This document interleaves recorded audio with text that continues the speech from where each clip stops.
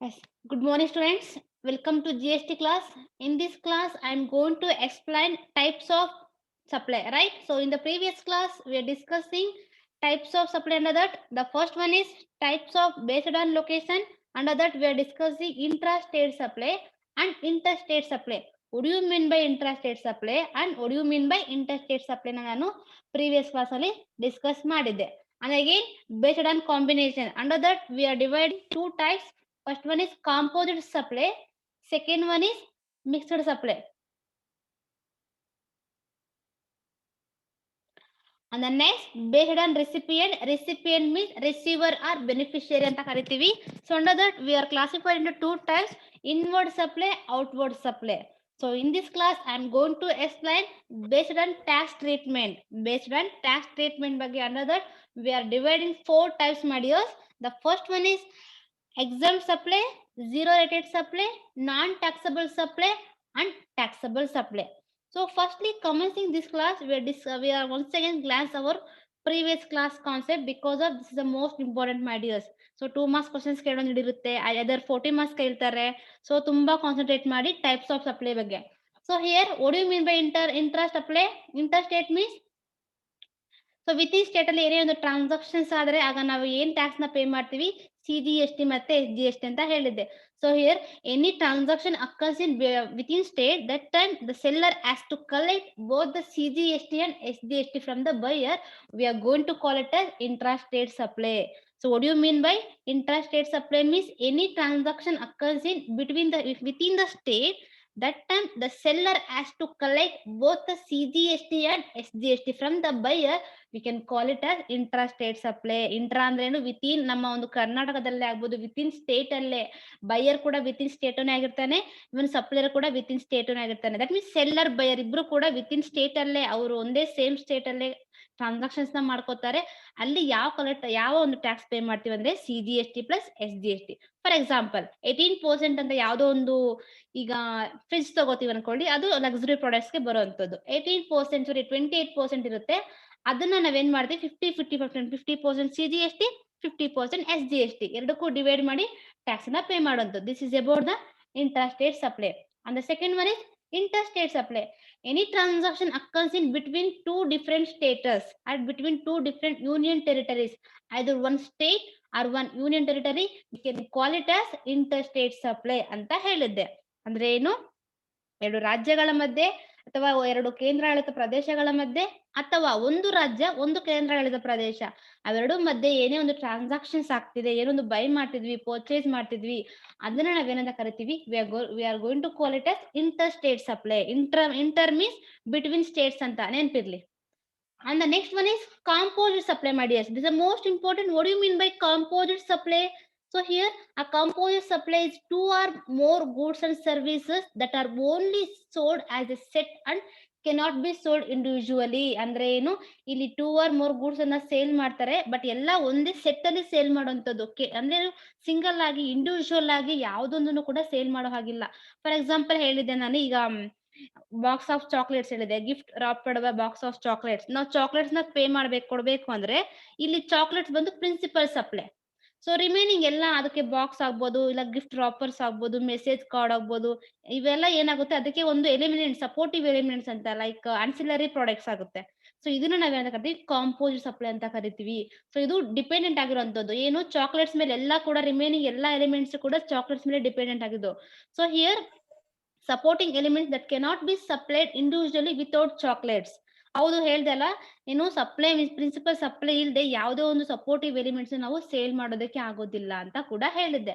And one more example ಕೂಡ ಹೇಳಿದ್ದೆ, ಏನಂತ, where goods are product packed and transported with insurance, the supply of goods packed materials, transport, insurance is composite supply and supply of is a principal supply. ಅಂದ್ರೆ ಏನು, ಈಗ ನಾವು ಏನೋ ಒಂದು goods ಅನ್ನ supply of goods and services ಮಾಡ್ತಿದೀವಿ ಅಂದ್ರೆ ಅಲ್ಲಿ ಈ ಪ್ಯಾಕೇಜ್ ಆಗ್ಬೋದು, ಟ್ರಾನ್ಸ್ಪೋರ್ಟೇಷನ್ ಆಗ್ಬೋದು, ಇನ್ಸೂರೆನ್ಸ್ ಆಗ್ಬೋದು, ಇವೆಲ್ಲ ಏನ್ ಗೊತ್ತಾ, ಅದಕ್ಕೆ ಒಂದು ಸಪೋರ್ಟಿವ್ ಎಲಿಮೆಂಟ್ಸ್, ರೈಟ್. ಈ ವ್ಯಾಪಾರ ಪೂರಕಗಳು ಅಂತ ನೀವೇ ಕೇಳಿರ್ತೀರಾ, ಸೊ ಆನ್ಸಿಲರೀಸ್ ಅಂತ. ಸೊ ಅದಕ್ಕೆ ಸಪೋರ್ಟಿವ್ ಎಲಿಮೆಂಟ್ಸ್. ಬಟ್ ಅಲ್ಲಿ ಯಾವ್ದು ಪ್ರಿನ್ಸಿಪಲ್ ಸಪ್ಲೈ ಅಂದ್ರೆ supply of goods and services, ನಾವೇನು ಸೇಲ್ ಮಾಡ್ತಾ ಇದೀವಿ ಅದು ಎಕ್ಸಾಕ್ಟ್ ಆಗಿ ಪ್ರಿನ್ಸಿಪಲ್ ಸಪ್ಲೈ ಅಂತ ಹೇಳಿದ್ದೆ. This is about the composite supply. And next one is Mixed supply. What do you mean by mixed supply? It is a combination of two or more goods or service made together for a single price. ಅಂದ್ರೆ ಏನು, two R more goods ಅನ್ನ ಏನ್ ಮಾಡೋದು, combination ಮಾಡಿ sale ಮಾಡ್ತೀವಿ, ಅದೇ at A single price ಗೆ sale ಮಾಡ್ತೀವಿ. ಬಟ್ ಆದ್ರೆ each of these items cannot be supplied separately and is not dependent on any other. ಅಂದ್ರೆ ಏನು, ಎಲ್ಲ ಒಂದು ಕೂಡ ಯಾವ್ದ್ರ ಒಂದ್ರ ಮೇಲೆ ಡಿಪೆಂಡೆಂಟ್ ಆಗಿರೋದಿಲ್ಲ, ಎಲ್ಲ ಇಂಡಿಪೆಂಡೆಂಟ್ ಆಗಿರುತ್ತೆ. ಲೈಕ್ ಎಕ್ಸಾಂಪಲ್ಸ್ ತಗೊಳ್ಳಿ ನೋಡಿ, ಎಕ್ಸಾಂಪಲ್ ಹೇಳಿದೀನಿ ಇಲ್ಲಿ, a supply of packaging consisting of canned foods, ಅಂದ್ರೆ ಸಂಸ್ಕರಿಸಿದ ಆಹಾರ ಅಂತ ಕರಿತೀವಿ. ಸ್ವೀಟ್ಸ್ ಆಗ್ಬೋದು, ಚಾಕ್ಲೇಟ್ಸ್ ಆಗ್ಬೋದು, ಕೇಕ್ಸ್ ಆಗ್ಬೋದು, ಇವೆಲ್ಲ ಏನು ನಾವ್ ಇಂಡಿವಿಜುವಲ್ ಆಗಿ ಸೇಲ್ ಮಾಡ್ಬೋದು ಮಾಡಿಯರ್ಸ್. ಸೊ ಏನು ಸಿಂಗಲ್ ಪ್ರೈಸ್ ಗೆ ಇಂಡಿವಿಜುವಲ್ ಆಗಿ ಸೇಲ್ ಮಾಡಬಹುದು, ಯಾವ್ದ್ರ ಮೇಲೆ ಕೂಡ ಡಿಪೆಂಡೆಂಟ್ ಆಗಿರೋದಿಲ್ಲ. ಇದನ್ನ ನಾವೇನ ಕರಿತೀವಿ, ಮಿಕ್ಸ್ಡ್ ಸಪ್ಲೈ ಅಂತ ಕರಿತೀವಿ, ರೈಟ್. ಅಂಡ್ ಎಕ್ಸಾಂಪಲ್ಸ್ ಕೂಡ ಹೇಳಿದ್ರಿ. ಅಂಡ್ ಆಲ್ಸೋ ಮಿಕ್ಸ್ಡ್ ಸಪ್ಲೈಗೆ ಹೈ ರೇಟ್ ಆಫ್ ಟ್ಯಾಕ್ಸ್ ಅನ್ನ ಚಾರ್ಜ್ ಮಾಡ್ತಾರೆ ಅಂತ ಹೇಳಿದ್ದೆ. This is the remember. The next one is based on recipient. Based on recipient means ಆ ರಿಸೀವರ್ ಆರ್ ಬೆನಿಫಿಷಿಯರಿ ಅಂತ. ಸೊ ಯಾರು ರಿಸೀವ್ ಮಾಡ್ಕೋತಾ ಇದಾರೆ, ಯಾರು ಬೆನಿಫಿಷಿಯರಿ ಆಗ್ತಾ ಇದಾರೆ ಅಂತ. First one is inward supply. Inward means it's talk about purchasing or acquisition of something here ಅಂತ ಹೇಳಿದೆ. ಇನ್ವರ್ಡ್ ಮೀನ್ಸ್ ಅಂದ್ರೆ ಏನು ಬರ್ತಿರೋದು, ಇನ್ವರ್ಡ್ ಅಂದ್ರೆ ನೆನಪಿರ್ಲಿ purchasing or acquisition. So what do you mean by inward supply here? An inward supply means any supply received by your business, that is purchases or any acquisition or any expenses with or without consideration, we are going to call it as inward supply. Clear my dear students? Are you got it? Artha ಆಗ್ತಿದ್ಯಾ? And the next, outward supply ಅಂದ್ರೆ ಏನು, it's talk about any sales, any exchange, any barter.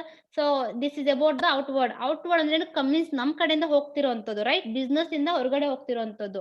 ಅದನ್ನ ಏನಂತ ಕರಿತೀವಿ, we can call it as outward supply. ಏನು, what you mean by exactly, what you mean by outward supply here? And outward supply means any supply made by your business, that is sales or any other service provided.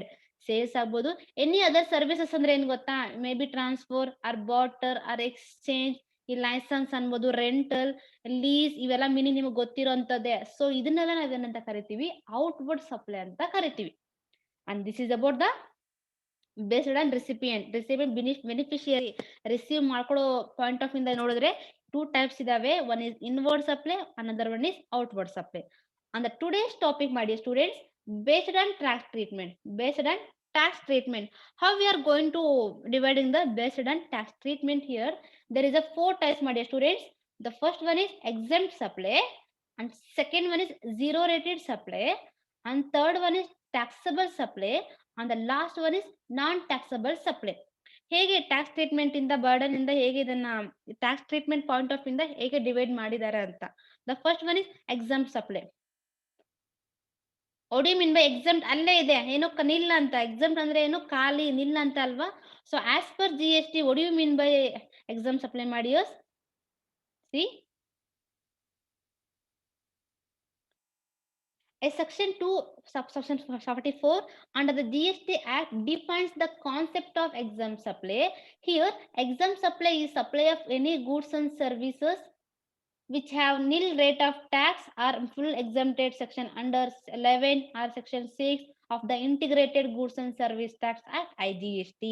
ಅಂದ್ರೆ ಏನು, exempt supply is the supply of goods and services which have nil tax rate or fully exempted tax ಅಂತ ಹೇಳ್ತಿದ್ದಾರೆ. ಅಂದ್ರೆ ಏನು, ನಾವ್ ಏನೇ ಒಂದನ್ನ sale ಮಾಡ್ತಿದೀವಿ, ಟ್ರಾನ್ಸ್ಫರ್ ಮಾಡ್ತಿದೀವಿ, ಎಕ್ಸ್ಚೇಂಜ್ ಮಾಡ್ತೀವಿ ಅಂದ್ರೆ ಅವೆಲ್ಲದೂ ಕೂಡ ಟ್ಯಾಕ್ಸ್ ರೇಟ್ ಅಂದ್ರೆ ನಿಲ್ ಆಗಿರುತ್ತೆ, ಝೀರೋ ಎಕ್ಸೆಂಪ್ಟೆಡ್ ಆಗಿರುತ್ತೆ. ಕ್ಲಿಯರ್? ಎಕ್ಸಾಂಪಲ್ ಸಪ್ಲೈ, ಎಕ್ಸಾಂಪಲ್ ಹೇಳಿದ್ರೆ ಈ ಬ್ರೆಡ್ ಆಗ್ಬೋದು, ಫ್ರೆಶ್ ಫ್ರೂಟ್ಸ್ ಆಗ್ಬೋದು, ಫ್ರೆಶ್ ಮಿಲ್ಕ್ ಆಗ್ಬೋದು, ಕರ್ಡ್ ಆಗ್ಬೋದು.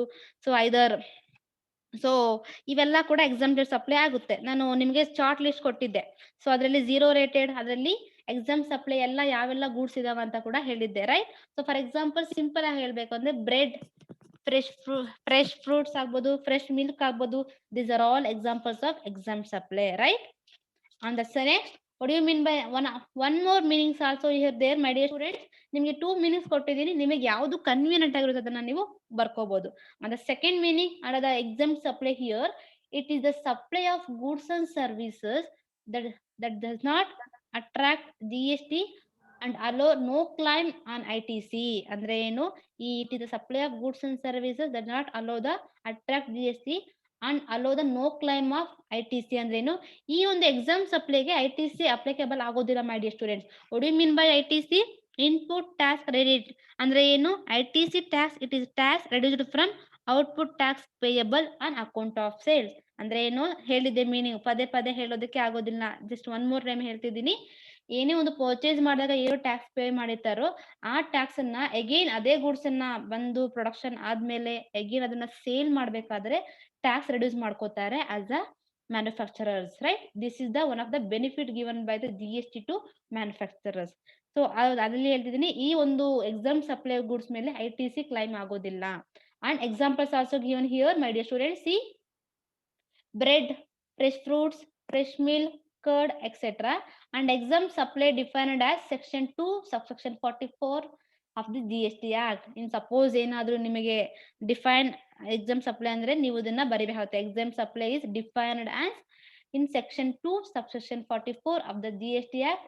So what do you mean by exempt supply here? It is the supply of goods and services which have nil tax rate at the or fully exempted tax.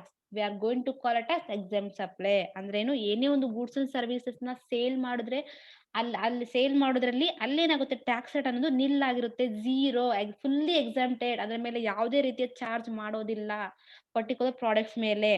So this is about the exempt supply, my dear students. And the second one is zero rated supply. Second one is zero rated supply. So here in the name says, my dear students, name ಹೇಳ್ತಿದೆ. What do you mean by zero rated supply here? Any supplies made by a registered dealer is an export or both goods and services or supply of an SEZ qualifies for zero rated supplies in GST. The rate of tax on the such supply is zero, or we can say the supply are tax free. ಅಂದ್ರೆ ಏನು? ಏನೇ ಒಂದು ನಾವು goods and services ನ export ಮಾಡ್ತಿದೀವಿ, ನೆನ್ಪಿರ್ಲಿ, any supply made by registered dealer is an export. Export ಅಂದ್ರೆ ನಾವು ಏನು ರಫ್ತು ಮೀನ್ಸ್ ಏನ್ ಗೂಡ್ಸ್ ಅನ್ನ ರಫ್ತು ಮಾಡ್ತಾ ಇದೀವೋ, ಸೊ ಅದು ಪರ್ಟಿಕ್ಯುಲರ್ಲಿ ಆ ರಫ್ತು ಎಲ್ಲಾ ಕಾರ್ಯಕ್ಕೂ ಏನ್ ಮಾಡ್ತೀವಿ, ಝೀರೋ ರೇಟ್ ಅಪ್ಲೈ ಆಗುತ್ತೆ, ಅಂದ್ರೆ ಟ್ಯಾಕ್ಸ್ ಫ್ರೀ. ಅದಕ್ಕೆ ನಾವ್ ಏನೇ ಎಕ್ಸ್ಪೋರ್ಟ್ ಮಾಡಿದ್ರು ಕೂಡ ಟ್ಯಾಕ್ಸ್ ನ ಪೇ ಮಾಡೋ ಹಾಗಿಲ್ಲ. ಕ್ಲಿಯರ್? ಝೀರೋ ರೇಟ್ ಅಪ್ಲೈ ಅಂದ್ರೆ any supplies made by a registered dealer as an export, either both goods and services are supplied to an SEZ qualifies for zero rated supplies in GST. SEZ means special economic zones ಅಂತ ಕರಿತೀವಿ, right? ಈ special economic ಝೋನ್ಸ್ಗೂ ಅಷ್ಟೇ ನಾವೇನಾದ್ರು ಒಂದು ಅಲ್ಲಿ ಏನೇ supply ಮಾಡ್ತಿದೀವಿ ಅಂದ್ರೆ ಕೂಡ ಅಲ್ಲೂ ಕೂಡ ಈ tax free means without tax ಇಲ್ಲದೆ ಕೂಡ ನಾವು ಅಲ್ಲಿಗೆ ಏನೇ ಒಂದು ಗೂಡ್ಸ್ ಅಂಡ್ ಸರ್ವಿಸಸ್ ನ ಸಪ್ಲೈ ಮಾಡಬಹುದು. This is about the zero rated supply. Once again, zero rated supply means any supplies made by registered dealer. Registered ಅಂದ್ರೆ under the GST act under ಅಲ್ಲಿ ರಿಜಿಸ್ಟರ್ಡ್ ಆಗಿರೋ ಪರ್ಸನ್ಸ್ ಏನ್ ಮಾಡ್ತಾರೆ, export ಮಾಡುವಾಗ ಆಗ್ಬೋದು, ಇಲ್ಲ SEZ special economic zones particular ಒಂದು States ಒಂದು SEZ ಝೋನ್ಸ್ ಏನಾದ್ರು ಅವರು ಸಪ್ಲೈ ಮಾಡ್ತಿದ್ದಾರೆ ಅಂದ್ರೆ ಆ ಒಂದು ಸಪ್ಲೈಸ್ಗೆ ಏನಾಗುತ್ತೆ, ಝೀರೋ ರೇಟ್ ಅಪ್ಲೈ ಆಗುತ್ತೆ, ಅಂದ್ರೆ ಟ್ಯಾಕ್ಸ್ ಫ್ರೀ, ವಿತೌಟ್ ಟ್ಯಾಕ್ಸ್ ಇಲ್ಲದೆ ಅವ್ರ ಏನ್ ಮಾಡ್ಬೋದು, GST ಮೀನ್ಸ್ ಸಪ್ಲೈ ಮಾಡ್ಕೊಂಡ ಹೋಗ್ಬೋದು. This is about the zero rated tax supply. And the third one is, my dear students, taxable supply. Taxable supply. Under that, what do you mean by taxable supply here?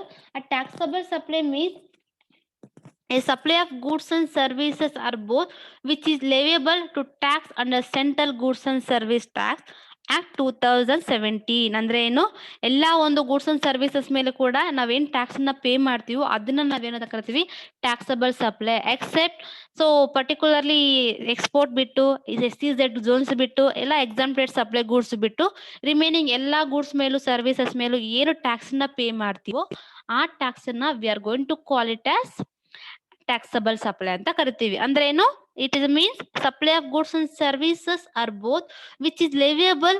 ಲೆವಿಯಬಲ್ ಅಂದ್ರೆ ಏನು, pay ಮಾಡ್ತಿರುವಂತದ್ದು, ವಿಧಿಸೋದು ಅಂತ. Leviable to tax under central goods and service act or 2017. CGST under ಅಲ್ಲಿ ಎಲ್ಲಾ ಒಂದು means ಎಲ್ಲಾ ಒಂದು ಗೂಡ್ಸ್ ಅಂಡ್ ಸರ್ವಿಸಸ್ ಮೇಲೆ ಎಕ್ಸೆಪ್ಟ್ ಆಲ್ಕೋಹಾಲಿಕ್ ಕನ್ಸಮ್ಸ್ ಮೇಲೆ ನಾವು ಟ್ಯಾಕ್ಸ್ ಅನ್ನ ಪೇ ಮಾಡೋದಿಲ್ಲ, ಐದರ್ ಎಕ್ಸ್ಪೋರ್ಟ್ ಮೇಲೆ ಟ್ಯಾಕ್ಸ್ ಅನ್ನ ಪೇ ಮಾಡೋದಿಲ್ಲ, ಐದರ್ ಎಕ್ಸಾಮ್ಟೆಡ್ ಸಪ್ಲೈ ಇರ್ತಾವಲ್ವಾ, ಮೀನ್ಸ್ ಪರ್ಟಿಕ್ಯುಲರ್ ಪ್ರಾಡಕ್ಟ್ಸ್ ಮೇಲೆ ಝೀರೋ ರೇಟ್ ಅಪ್ಲೈ ಆಗಿರುತ್ತೆ, ಅದ್ರ ಮೇಲೆ ಕೂಡ ಟ್ಯಾಕ್ಸ್ ನ ಪೇ ಮಾಡದೆ ರಿಮೈನಿಂಗ್ ಎಲ್ಲಾ ಪ್ರಾಡಕ್ಟ್ಸ್ ಮೇಲೆ ಕೂಡ ನಾವು ಟ್ಯಾಕ್ಸ್ ನ ಪೇ ಮಾಡೋದನ್ನ ಏನಂತ ಕರಿತೀವಿ, ಟ್ಯಾಕ್ಸಬಲ್ ಸಪ್ಲೈ ಅಂತ ಕರಿತೀವಿ.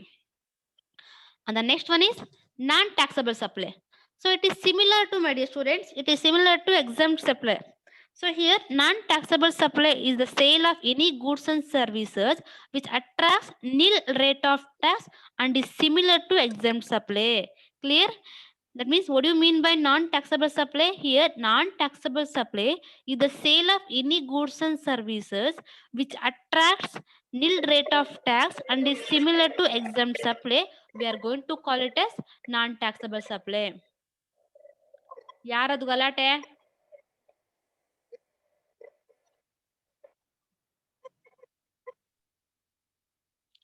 ಸೊ ಏನು ನಾನ್ ಟ್ಯಾಕ್ಸಬಲ್ ಅಂದ್ರೆ ಇದು ಸಿಮಿಲರ್ ನಮ್ಮ as it is same exempt ಸಪ್ಲೈಗೆ ಸಿಮಿಲರ್ ಆಗುವಂಥದ್ದು. So any sale of goods and services which attracts nil rate of tax and is similar to exempt supply.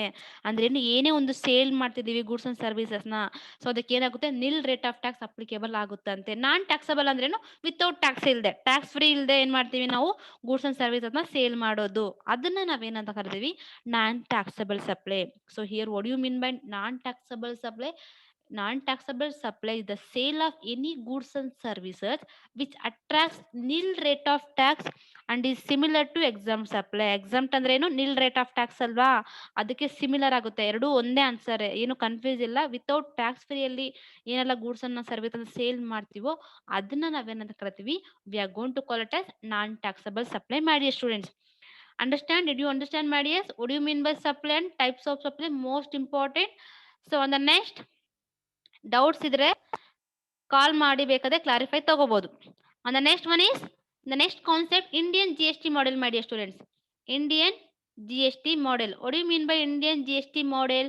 C here question ನಿಮಗೆ raise ಆಗಿರುತ್ತೆ. So here Indian adapted a dual G S T model, meaning the taxation is administrated by both the union and state governments. Transactions made within single state are levied with the central goods and service tax by the central government and state goods and service tax by the state government. ಅಂದ್ರೆ ಏನು, within ನಾವು single state ಅಲ್ಲೇ within state ಅಲ್ಲೇ ಏನೇನು transaction ನ ಮಾಡಿದ್ರೆ ನಾವು ಎರಡು ಟ್ಯಾಕ್ಸ್ ನ ಪೇ ಮಾಡ್ತೀವಿ. ನೆನಪಿರ್ಲಿ, ಎರಡು ಟ್ಯಾಕ್ಸ್ ನ ಪೇ ಮಾಡ್ತೀವಿ. The one is central G S T, another one is state G S T. ಇದನ್ನ ನಾವೇಂತ ಕರಿತೀವಿ, Indian G S T model ಅಂತ ಕರಿತೀವಿ. ಮಾಡಿ students, remember what you mean by Indian G S T model ಅಂದ್ರೆ ನೆನಪಿರ್ಲಿ, C G S T ನ ಮತ್ತೆ ಎಸ್ ಜಿ ಎಸ್ ಟಿ ಎರಡು ಪೇ ಮಾಡೋದನ್ನ ನಾವೇನಂತ ಕರಿತೀವಿ, Indian G S T model ಅಂತ ಕರಿತೀವಿ. ಅಂಡ್ ನಾವು 3 prime models of GST. The first one is central GST, state GST, dual GST. Just ನಿಮಗೆ ಹೇಳ್ತಿರೋದಂತೆ. ಸೊ ಫಸ್ಟ್ ಚಾಪ್ಟರ್ ಯೂನಿಟ್ಸ್ ಇದೆಲ್ಲ. ಸೊ ಫಸ್ಟ್ ಯೂನಿಟ್ ಅಲ್ಲಿ ಯಾರು ಕ್ಲಾಸಸ್ ನ ಸರಿಯಾಗಿ ಕೇಳಿಸ್ಕೊಂಡಲ್ವಾ, ಕೇಳಿಸ್ಕೊಳ್ಳಿ. Indian G S T model ಏನಾದ್ರು write about Indian G S T model ನ ಕೇಳಿದ್ರೆ, firstly introduction about the Indian dual means G S T model. Means what do you mean by Indian GST model? It consisting of two types of taxes, that is central GST, another one is state GST. Any transaction occurring within state, that time that the seller has to pay, the seller has to collect the two types of taxes. One is central tax, another one is state tax from the buyer. Buyer ಕಡೆಯಿಂದ ಏನ್ ಮಾಡ್ತಾನೆ, two tax ಅನ್ನ collect ಮಾಡ್ತಾನೆ. ಯಾರು? Seller. Again ಅವ್ನು ಏನ್ ಮಾಡ್ತಾನೆ, government ಗೆ ಪೇ ಮಾಡ್ತಾನೆ. ರೈಟ್. ಅಂಡ್ ಅದರ 3 ಪ್ರೈಮ್ ಆಫ್ ಮಾಡೆಲ್ಸ್ ಅಂತ ಹೇಳಿದ್ರೆ central, state, dual. Here central ಅಂದ್ರೇನು, G S T to be levied by the centre. Central government ಏನ್ ಮಾಡುತ್ತೆ, ಮೀನ್ಸ್ ನಾವು ಏನೇ ಒಂದು ಟ್ಯಾಕ್ಸ್ ನ ಪೇ ಮಾಡಿದ್ರೆ ಸೆಂಟ್ರಲ್ ಗವರ್ನಮೆಂಟ್ ತಗೊಳ್ಳುವಂಥದ್ದು. ಸ್ಟೇಟ್ ಗವರ್ನಮೆಂಟ್ ಅಲ್ಲಿ state goods and service tax levied by the state government. I means ಯಾರು ರಿಸೀವ್ ಮಾಡ್ಕೋತಾರೆ ಅದು state S G S T ನ state government. And dual G S T means here G S T to be levied by the centre as well as state. Dual G S T meaning ಕೇಳಿರ್ತೀರಾ, right? Dual G S T consisting of SGST plus CGST. Here SGST collected by the state government and GST CGST collected by the central government. Though we are going to call it as dual GST. Dual ಅಂದ್ರೆ ಏನು, two types of tax ನ pay ಮಾಡೋದು. ನೆನಪಿಲ್ಲಿ dual ಅಲ್ಲೇ ಇದೆ ಎರಡು ಅಂತ, double tax ನ pay ಮಾಡೋದು. ಒಂದು ಸೆಂಟ್ರಲ್ ಗವರ್ನಮೆಂಟ್ ಗೆ, ಅನದರ್ ಒನ್ ಸ್ಟೇಟ್ ಗವರ್ನಮೆಂಟ್ ಗೆ. And this is about the in our Indian GST model, my dears.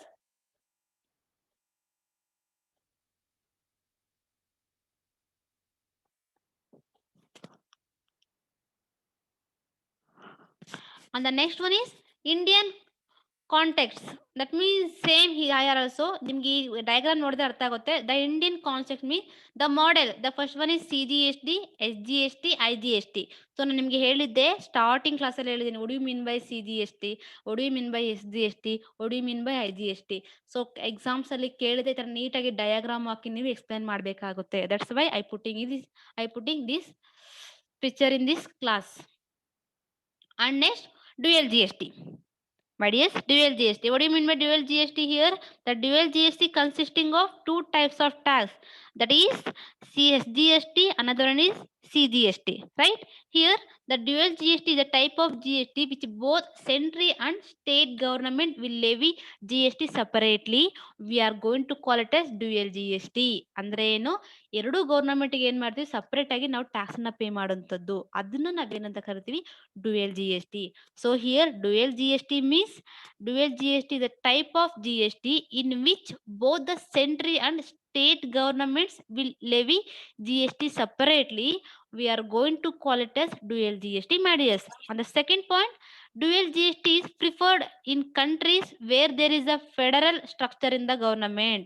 ಅಂದ್ರೆ ಏನು, ಡ್ಯುಯಲ್ GST ನಮ್ಮ ಒಂದು ಗವರ್ನಮೆಂಟ್ ಏನ್ ಮಾಡುವಂಥದ್ದು, ಸ್ಟ್ರಕ್ಚರ್ ಮಾಡುವಂಥದ್ದು. ಯಾಕಂದ್ರೆ ಎಲ್ಲಾ ಒಂದು ಕಂಟ್ರೀಸ್ ಅಲ್ಲೂ ಡ್ಯುಯಲ್ GST ನ ಅಡಾಪ್ಟ್ ಮಾಡ್ಕೊಂಡ್ರಲ್ಲ ಮೈ ಡಿಯರ್ ಸ್ಟೂಡೆಂಟ್ಸ್, ನೆನಪಿರ್ಲಿ. ಇಂಡಿಯನ್ ಗವರ್ನಮೆಂಟ್ ಡ್ಯುಯಲ್ GST ನ ಅಡಾಪ್ಟ್ ಮಾಡ್ಕೊಂಡಿದೆ. Clear? On the next, the third point is in India, due to non-consensus between central and state government, to proposal is to introduce a dual GST regime, that is central and state government. ಹೌದು, ನಮ್ಮ Indian ಅಥವಾ central government ಮತ್ತೆ state government ಏನ್ ಮಾಡುತ್ತೆ, ಎರಡೂ combine ಆಗಿ dual GST regime ನ introduce ಮಾಡಿಸಿತ್ತು. ಅದು ಏನು, ಒಂದು ಸೆಂಟ್ರಲ್, ಅನದರ್ ಒಂದು state. And the last point,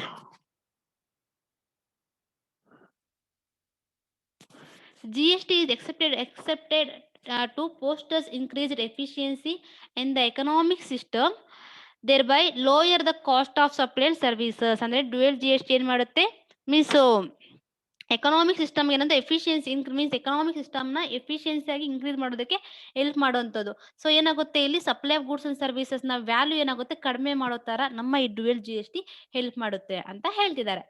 And now, what do you mean by meaning of dual GST? Now exactly listen here. A dual GST is proposed where a central goods and service tax and a state goods and service tax will levied on taxable value of every transactions of supply of goods and services. We are going to call it as meaning of dual GST. ಅಂದ್ರೆ ಏನು meaning dual GST ಅಂದ್ರೆ ಏನು, ನಾವು ಯಾವುದೊಂದು transactions ಮೇಲೆ, ಏನೋ ಒಂದು supply of goods and services ಮೇಲೆ ಏನು ಟ್ಯಾಕ್ಸ್ ನ ಪೇ ಮಾಡ್ತೀವಿ ಅಂದ್ರೆ, ಒಂದು ಬಂದು CGST, ಅನದರ್ ಒನ್ ಬಂದು SGST. ರೈಟ್? ಇದನ್ನ ನಾವೇನಂತ ಡ್ಯುಯಲ್ GST ಅಂತ ಕರಿತೀವಿ ಮಾಡಿ students.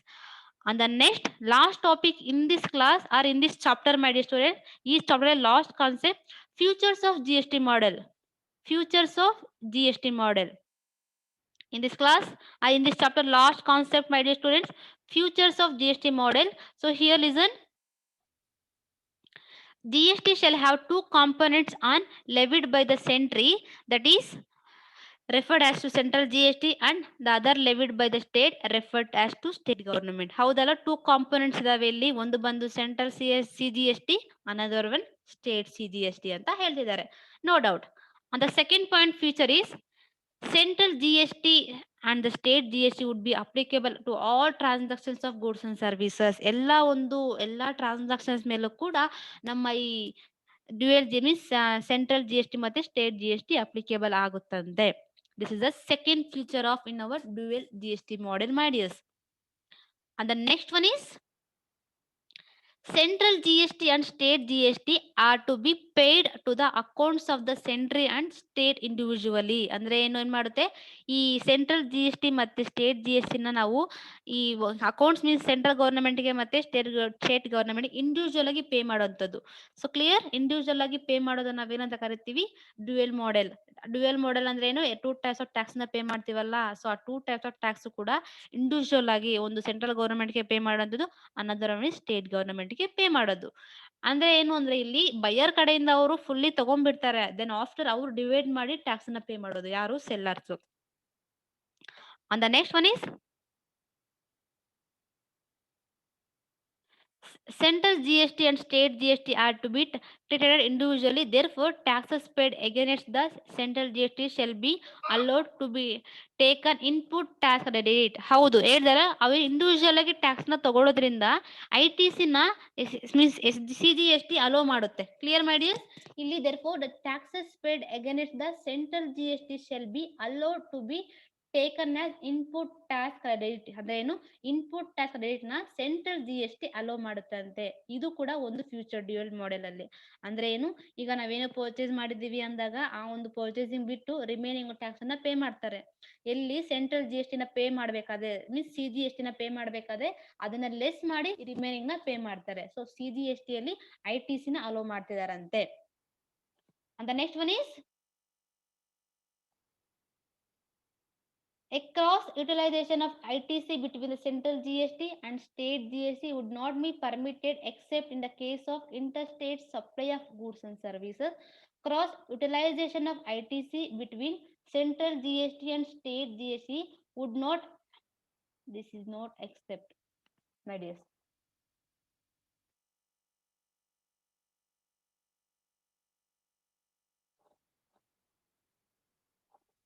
See here, cross utilization of ITC between central GST and state GST would not permitted except the case of interstate supply of goods and services. ಅಂದ್ರೆ ಏನು, ಈ ITC ಏನ್ ಮಾಡ್ತಾರೆ ಅಂದ್ರೆ ಈ ಸೆಂಟ್ರಲ್ GST ಮತ್ತೆ ಸ್ಟೇಟ್ GST ಎರಡು ಮಧ್ಯೆನೂ ನಾವು ಟ್ಯಾಕ್ಸ್ ಅನ್ನ ಪೇ ಮಾಡಿದೆ except inter state supply of goods. Inter means between states ಅಲ್ಲಿ ಏನಾದ್ರು ಟ್ರಾನ್ಸಾಕ್ಷನ್ಸ್ ಆಗ್ತಿದೆ ಅಂದ್ರೆ, clear. Inter means between state ಅಲ್ಲಿ ಟ್ರಾನ್ಸಾಕ್ಷನ್ಸ್ ಆಗ್ತಿದೆ ಅಂದ್ರೆ ಅಲ್ಲಿ ಏನ್ ಮಾಡ್ತಾರೆ, ITC ನ ಅಲೋ ಮಾಡೋದಿಲ್ಲ. ಅಂದ್ರೆ ಅದನ್ನ ಬಿಟ್ಟು ಇಂಟರ್ಸ್ಟೇಟ್ ಸಪ್ಲೈ ಬಿಟ್ಟು ರಿಮೈನಿಂಗ್ ಎಲ್ಲಾದ್ರ ಮೇಲೂ ಕೂಡ ITC ನ ಅಪ್ಲೈ ಮಾಡ್ತಾರೆ. ಕ್ಲಿಯರ್. ಮೀನ್ಸ್ ಇಂಟರ್ಸ್ಟೇಟ್ ಸಪ್ಲೈನ ಬಿಟ್ಟು ರಿಮೈನಿಂಗ್ ಎಲ್ಲಾದ್ರ ಮೇಲೂ ಕೂಡ ITC ನ ಅಪ್ಲೈ ಮಾಡ್ತಾರಂತೆ. And the next one is credit accumulation on account of refund of GST should be avoided by both central and state except in case of export, purchase of capital goods, input tax at a higher rate of than output tax. ಅಂದ್ರೆ ಏನು, refund GST refund ಆಗೋ ಒಂದು benefit ಕೂಡ ಏನ್ ಮಾಡ್ತಿದ್ದಾರೆ, ಕೊಡ್ತಿರ್ತಾರೆ GST ಅಲ್ಲಿ. But accept ಯಾವ್ದು ಗೊತ್ತಾ, ಈ ಎಕ್ಸ್ಪೋರ್ಟ್ ಆಗ್ಬೋದು, ಈ ಪರ್ಚೇಸ್ ಆಫ್ ಕ್ಯಾಪಿಟಲ್ ಗೂಡ್ಸ್ ಆಗ್ಬೋದು, ಇಲ್ವಾ ಅಂದ್ರೆ ಇಂಪೋರ್ಟ್ ಟ್ಯಾಕ್ಸ್ ಹೈಯರ್ ಟ್ಯಾಕ್ಸ್ ನ ಪೇ ಮಾಡ್ತಿದ್ದಾರೆ ಅಂದ್ರೆ ಆ ಒಂದು ಪರ್ಟಿಕ್ಯುಲರ್ ಅಲ್ಲಿ ಏನ್ ಮಾಡ್ತಾರೆ, ರೀಫಂಡ್ ಅನ್ನ ಮೀನ್ಸ್ ವಾಪಸ್ ಅಗೇನ್ ಸ್ವಲ್ಪ ಏನ್ ಮಾಡ್ತಾರೆ, GST ನ ರೀಫಂಡ್ ಮಾಡ್ಕೊಳ್ಳೋ ಒಂದು ನೀಡು ಕೂಡ ಇರುತ್ತೆ. ಅದನ್ನ ಏನ್ ಮಾಡ್ತಾರೆ, ಕೊಡೋದಿಲ್ಲ. ಕ್ಲಿಯರ್. ಎಲ್ಲಿ ಅಂದ್ರೆ ಎಕ್ಸ್ಪೋರ್ಟ್ ಅಲ್ಲಿ, ಪರ್ಚೇಸ್ ಆಫ್ ಕ್ಯಾಪಿಟಲ್ ಗೂಡ್ಸ್ ಅಲ್ಲಿ, and again input tax at higher rate than output tax etcetera. ಅಂದ್ರೆ ಈ 3 ಟೈಪ್ಸ್ ಅಲ್ಲೂ ಕೂಡ ರೀಫಂಡ್ GST ರೀಫಂಡ್ ಆಗೋದಿಲ್ಲ ಅಂತ ಹೇಳ್ತಿದ್ದಾರೆ. ಇದು ಕೂಡ ಒಂದು feature of dual GST model. And the next one is uniform procedure for collection of both central GST and state GST would be prescribed in the respective legislature of central GST and state GST. ಅಂದ್ರೇನು, uniform procedure ಎಲ್ಲಾ ಒಂದು central ಆಗ್ಬೋದು, state ಆಗ್ಬೋದು, ಎಲ್ಲಾ ಒಂದು respective ಆಗಿ ಏನ್ ಮಾಡ್ತಾರೆ, ಯೂನಿಫಾರ್ಮ್ ಆಗಿ ಎಲ್ಲಾ ಕಡೆ ಸಿಸ್ಟಮ್ಯಾಟಿಕ್ ಆಗಿ ಟ್ಯಾಕ್ಸಸ್ ನ ಕಲೆಕ್ಟ್ ಮಾಡೋಂಥದ್ದು. ಈಗ ಕರ್ನಾಟಕದಲ್ಲಿ ಬೇರೆ, ಎಲ್ಲ ಮಹಾರಾಷ್ಟ್ರದಲ್ಲಿ ಬೇರೆ, ಆತರ ಎಲ್ಲೂ ಒಂದು ಮಾಡೋದಿಲ್ಲ. ಎಲ್ಲಾ ಕಂಟ್ರೀಸ್ ಅಲ್ಲೂ, ಎಲ್ಲಾ ಒಂದು ಸ್ಟೇಟ್ಸ್ ಅಲ್ಲೂ ಕೂಡ ಯೂನಿಫಾರ್ಮ್ ಪ್ರೊಸೀಜರ್ ನ ಫಾಲೋ ಮಾಡ್ತಾರೆ. While respective legislature of central and state government ಎಲ್ಲಾ ಕಡೆಯಿಂದಾನು ಏನ್ ಮಾಡ್ತಾರೆ, ಯೂನಿಫಾರ್ಮ್ ಪ್ರೊಸೀಜರ್ ನ ಫಾಲೋ ಮಾಡುವಂಥದ್ದು. ಓವರ್ ಆಲ್ ಕಂಟ್ರಿಯಲ್ಲಿ ಯಾವುದೇ ಒಂದು ಡಿಸ್ಕ್ರಿಮಿನೇಷನ್ ಇಲ್ಲದೆ ಎಲ್ಲಾ ಕಡೆ ಸಿಸ್ಟಮ್ಯಾಟಿಕ್ ಆಗಿ ಟ್ಯಾಕ್ಸ್ ನ ಪೇ ಮಾಡ್ತಾರೆ. ದಟ್ ಈಸ್ ಸೆಂಟ್ರಲ್ GST ಆಗ್ಬೋದು, ಸ್ಟೇಟ್ GST ಆಗ್ಬೋದು. ಇಲ್ಲಿ ಯೂನಿಫಾರ್ಮ್ ಪ್ರೊಸೀಜರ್ ನ ಟ್ಯಾಕ್ಸ್ ರೇಟ್ಸ್ ಆಗ್ಬೋದು, ಐದರ್ ಟ್ಯಾಕ್ಸ್ ರೇಟ್ಸ್ ಇಂದ ಹಿಡಿದು ಪ್ರಾಡಕ್ಟ್ಸ್ ರೇಟ್ಸ್ ಇಂದ ಹಿಡಿದು ಸರ್ವಿಸಸ್ ಆಗ್ಬೋದು, ಎಲ್ಲೇ ಮೀನ್ಸ್ ನಾವು ಕರ್ನಾಟಕದಲ್ಲಿ ಪ್ರಾಡಕ್ಟ್ ನ ಪ್ರೈಸ್ ಮಾಡಿದ್ರು, ಲೈಕ್ ಮಹಾರಾಷ್ಟ್ರ ಆಗ್ಬೋದು, ಜಮ್ಮು ಕಾಶ್ಮೀರ ಆಗ್ಬೋದು, ಎಲ್ಲೇ ಹೋದ್ರು ಕೂಡ ಒಂದೇ ಯೂನಿಫಾರ್ಮ್ ಸ್ಟ್ರಕ್ಚರ್ ಇರುತ್ತೆ. ಇಲ್ಲಿ ಬೇರೆ ಅಲ್ಲಿ ಬೇರೆ ಅಂತ ಏನು ಕೂಡ ಡಿಸ್ಕ್ರಿಮಿನೇಷನ್ ಮಾಡೋದಿಲ್ಲ. This is about the uniform procedure for collection of both central and state GST, right. And the next one is last 6 minutes is there, my dears. ಅಸಲ್ ಮುಗಿಸೋಣ. Composition or compounding schemes for the purpose of GST should have the upper selling on gross annual turnover of float tax rate with the respect of gross annual turnover. Composite scheme ನ ಕೂಡ hello ಮಾಡಿಸ್ರಂತೆ. Like ನಾನು ಹೇಳಿದೆ up to 20 lakhs ವರೆಗೂ ಕೂಡ ಏನ್ ಮಾಡ್ಬೋದು, this means without GST ಏನು registrations ಮಾಡ್ಕೊಳ್ದೆ ಏನ್ ಮಾಡ್ತಾರೆ ಅಲ್ಲಿ ಟ್ಯಾಕ್ಸ್ ನ ಪೇ ಮಾಡ್ತಾರೆ. ಅಗೇನ್ ಈ ನಾರ್ಮಲ್ ಟ್ಯಾಕ್ಸ್ ನ ಪೇ ಮಾಡೋ ಒಂದು ಬೆನಿಫಿಟ್ ನ ಕೊಡುವಂತದ್ದು up to 1 lakh means 1.5 crore ವರೆಗೂ ಏನು GST ಟರ್ನ್ ಓವರ್ ಆಗುತ್ತೆ ನೋಡಿ, ಅಲ್ಲಿವರೆಗೂ ಕೂಡ ಏನ್ ಮಾಡ್ತಾರೆ ಈ ಕಾಂಪೋಸಿಟ್ ಸ್ಕೀಮ್ ನ ಅಲೋ ಮಾಡ್ತಾರೆ. ಲೈಕ್ ಈ ಕ್ವಾರ್ಟರ್ಲಿ ಏನ್ ಇದ್ದಾಗ ಕಟ್ಟುವಂಥದ್ದು, ನಾರ್ಮಲ್ ಟ್ಯಾಕ್ಸ್ ರೇಟ್ ನ ಪೇ ಮಾಡುವಂಥದ್ದು, ಈ ಕಾಂಪೋಸಿಟ್ ಸ್ಕೀಮ್ ನ ಎಲ್ಲಾ ಒಂದು ಗ್ರಾಸ್ ಟರ್ನ್ ಓವರ್ ಮೇಲೆ ಕೂಡ ಫಿಕ್ಸ್ ಮಾಡುವಂಥದ್ದು. So here up to threshold limit up to 1.5 crore, right. Threshold limit ಎಷ್ಟಿದೆ ಅಂದ್ರೆ ಅಪ್ ಟು 1.5 crore ವರೆಗೂ ಕೂಡ ಕಾಂಪೋಸಿಟ್ ಸ್ಕೀಮ್ ಎಲ್ಲಾ ಒಂದು ಮ್ಯಾನುಫ್ಯಾಕ್ಚರ್ ಇಂಡಸ್ಟ್ರೀಸ್ ಕೂಡ ಅಪ್ಲೈ ಆಗುತ್ತೆ ಅಂತ ಹೇಳಿದೆ. And as well as without registrations ಮಾಡ್ಕೊಳ್ಳದೆ ಅಪ್ ಟು 20 lakhs ವರೆಗೂ ಮೀನ್ಸ್ ನಾರ್ಮಲ್ ಟ್ಯಾಕ್ಸ್ ಅನ್ನ ಪೇ ಮಾಡಬಹುದು ಅಂತ ಕೂಡ ಹೇಳಿದೆ. ಈ ಒಂದು ಬೆನಿಫಿಟ್ ನ ಕೂಡ ನಮ್ಮ ಡ್ಯುಯಲ್ GST ಮಾಡೆಲ್ ಅಲ್ಲಿ ಕೊಡ್ತಾರಂತೆ. And the next one is the taxpayers would need to submit periodically returns in common format as possible, so to both central GST authority to the concerned state GST authorities. ಅಂದ್ರೆ ಏನು, ಈ tax payers ಏನ್ ಮಾಡ್ಬೇಕು ಗೊತ್ತಾ, GST pay ಮಾಡೋರು periodically returns ನ ಕೊಡ್ತಿರ್ಬೇಕು, means submit ಮಾಡ್ಬೇಕು. ಯಾರು GST ಪೇ ಮಾಡ್ತಿದಾರೋ, ಯಾರು ರಿಜಿಸ್ಟರ್ಡ್ ಪರ್ಸನ್ಸ್ ಆಗಿರ್ತಾರೋ ಅವರು GST ನ ಪೇ ಮಾಡ್ತಾರೆ ನೋಡಿ, ಅವರು ಪೀರಿಯಾಡಿಕಲಿ ವೈಸ್ ಅಲ್ಲಿ ಐದರ್ ಇಯರ್ಲಿ ಒನ್ಸ್ ಆಗ್ಬೋದು, 6 months ಒನ್ಸ್ ಆಗ್ಬೋದು, ಏನ್ ಮಾಡ್ಬೇಕು ಸಬ್ಮಿಟ್ ಅವರ ರಿಪೋರ್ಟ್ಸ್ ನ ಸಬ್ಮಿಟ್ ಮಾಡ್ಬೇಕು. ಅಂಡ್ ಆಸ್ ವೆಲ್ ಆಸ್ ಏನು ಬೋತ್ ದ ಗೌರ್ಮೆಂಟ್ಸ್ ಗೆ, one is central GST authority, another one is state GST authorities. ಈ ಎರಡೂ ಗೌರ್ಮೆಂಟ್ ಗೆ ಟ್ಯಾಕ್ಸ್ ಪೇಯರ್ಸ್ ಏನ್ ಮಾಡ್ಬೇಕು, ಅವರ ಒಂದು ರಿಪೋರ್ಟ್ ನ ಸಬ್ಮಿಟ್ ಮಾಡ್ಬೇಕು. On the last, my dear students, on the last feature is each taxpayers would be allotted PAN linked taxpayers identification number with a total of 14 or 15 digits. GSTN ಅಂತ ಕೇಳಿದ್ರಿ, ಎಲ್ಲಾ tax pair ಕೂಡ ಏನ್ ಮಾಡ್ತಾರೆ, PAN code ನ ಕೊಡುತ್ತೆ. GSTN goods and service tax network ಈ ನಮ್ಮ ಒಂದು 14-15 digits ಅಲ್ಲಿ ಏನ್ ಮಾಡ್ತಾರೆ, ಒಂದು ಐಡೆಂಟಿಫಿಕೇಶನ್ ನಂಬರ್ ನ ಕೊಡ್ತಾರಂತೆ. ಆ ಒಂದು ಐಡೆಂಟಿಫಿಕೇಶನ್ ಎಲ್ಲರೂ ಕೂಡ ಅಲರ್ಟ್ ಆಗಿರುತ್ತೆ. ಪರ್ಟಿಕ್ಯುಲರ್ ಆಗಿ ಯಾರು ರಿಜಿಸ್ಟ್ರೇಷನ್ ಮಾಡ್ಕೊಂಡಿರ್ತಾರೋ ಅವ್ರಿಗೆಲ್ಲರೂ ಕೂಡ PAN means permanent account number ಜೊತೆಗೆ ಐಡೆಂಟಿಫಿಕೇಶನ್ ನಂಬರ್ ಕೂಡ ಕೊಡ್ತಾರೆ. ಸೊ ನೀವು ನೋಡಿರ್ತೀರಾ 14 or 15 digits ಇರುತ್ತೆ. ನಮ್ಮ ಸ್ಟಾರ್ಟಿಂಗ್ ಅಲ್ಲಿ ವರ್ಡಿಂಗ್ಸ್ ಇರುತ್ತೆ, ದೆನ್ ಅಗೇನ್ ಮೀನ್ಸ್ ನಂಬರ್ಸ್ ಎಲ್ಲ ಕನ್ವರ್ಟ್ ಆಗಿರುತ್ತೆ. ಸೊ ಈ ಒಂದು ಪರ್ಟಿಕ್ಯುಲರ್ ಆಗಿ 14 or 15 digits ಇರುವಂತ ಒಂದು ನಂಬರ್ಸ್ ನ ಯಾರು ಟ್ಯಾಕ್ಸ್ ಪೇಯರ್ಸ್ ಗೆ ಈ GSTN goods and service tax network means GST council ಕೊಡುವಂತದ್ದು, ಈ ಒಂದನ್ನ ಅವರೆಲ್ಲರೂ ಕೂಡ ತಗೊಂಡಿರ್ಬೇಕು. ಯಾರು ಟ್ಯಾಕ್ಸ್ ಅನ್ನ ಪೇ ಮಾಡ್ತಾರೋ, who are the tax payers, that persons definitely having the PAN and identification number with a total of 14 or 15 digits. This is about the features of in our dual GST model. This is the basic concept, my dears. Dual models just ಏನಾದ್ರೂ ನಿಮಗೆ questions rise ಆದ್ರೆ what do you mean by dual GST model, write about the dual GST model ಅಂತ questions rise ಆದ್ರೆ you can write in these points, my dears. On the next class, in this class we will winding up the second module. Second module ನಾನು ಈ class ಅಲ್ಲಿ complete ಮಾಡ್ತಿದ್ದೀನಿ. In the next class I will start third module, my dear student. The third module onwards we will start practicals ಏನಾಗುತ್ತೆ third module ಇಂದ start ಆಗುವಂತದ್ದು. So be concentrate. Theory ಅಂತ ಕೇಳಿಸ್ಕೊಳ್ಳೋದಿರಂತ ಮಕ್ಕಳು ಕೂಡ ಇರ್ತೀರಾ, ಐ ನೋ, ಬಟ್ ಪ್ರಾಕ್ಟಿಕಲ್ಸ್ ಅಲ್ಲಿ ಹಾಗೆ ಮಾಡಿದ್ರೆ ಇಸ್ ಟು ಹಾರ್ಡ್, ಏನು ಮಾಡೋದಕ್ಕೆ ಆಗೋದಿಲ್ಲ, right? So the next class I will start the third module. now ಮಾತಾಡ್ರೋ, ಇದೀರಾ ಯಾರಾದ್ರೂ?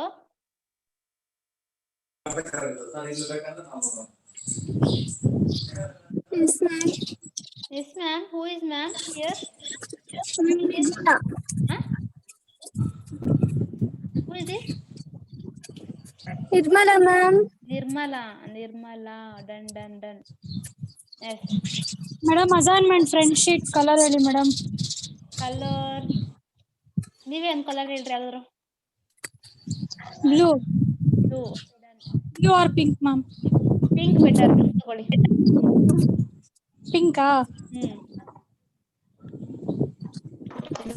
ಯಾವಾಗ ಅಸೈನ್ಮೆಂಟ್ ನ?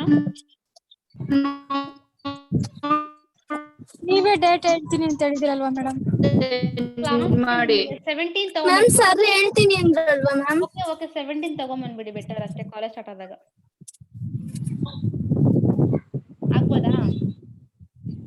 Yes, ma'am. Yes. Okay, then Vinay. Okay, now I'm going to winding up this session. Thank you guys. Take care.